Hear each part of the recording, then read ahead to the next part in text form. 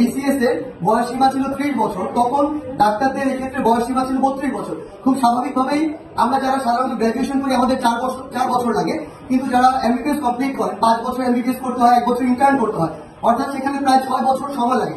অর্থাৎ সেখানে দেখা যায় যে প্রায় 2 থেকে 2.5 বছর তাদের ওই ক্ষেত্রে বেশি সময় লাগে। সেই যৌক্তিক বিবেচনায় আসলে 32 বছর ছিল ডাক্তারদের ক্ষেত্রে বিসিএস এর বয়স সীমা, কিন্তু এখন যখন সার্বিকভাবে সেই বিসিএস এর বয়স সীমাটি 32 করা হয়েছে, খুব স্বাভাবিকভাবেই তাদের জায়গা থেকে একটি যৌক্তিক দাবি এসেছে যে এই ক্ষেত্রে 32 এর সাথে ডাক্তারদের ক্ষেত্রে এটি আরো 2 বছর আরো যুক্ত করা প্রয়োজন, অর্থাৎ এটি 34 হওয়া প্রয়োজন।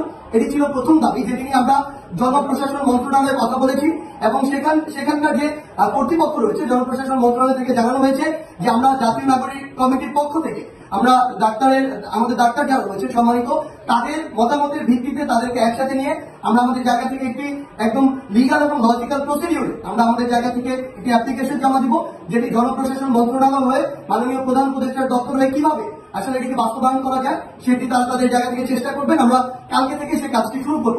আরেকটি যে বিষয় নিয়ে কথা এসেছে সেটি হচ্ছে যে আমাদের যারা প্রাইভেট ট্রেনিং ডক্টরস রয়েছেন, আমরা জানি যে তাদেরকে আসলে তাদের যে সম্মানিতি রয়েছে মাসিক, সেটি বাড়ানোর জন্য নির্দিষ্ট সময় পর পর আন্দোলন করতে হয়।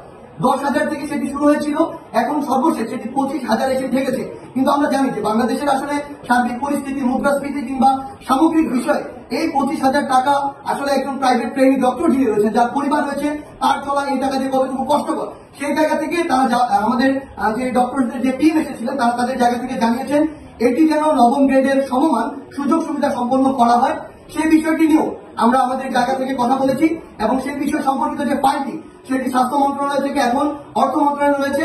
আমরা অর্থ মন্ত্রণালয়ের সংশ্লিষ্ট ব্যক্তিবর্গের সাথে কথা বলেছি, তারাও তাদের জায়গা থেকে সর্বোচ্চ সহযোগিতা করার আশ্বাস দিয়েছেন।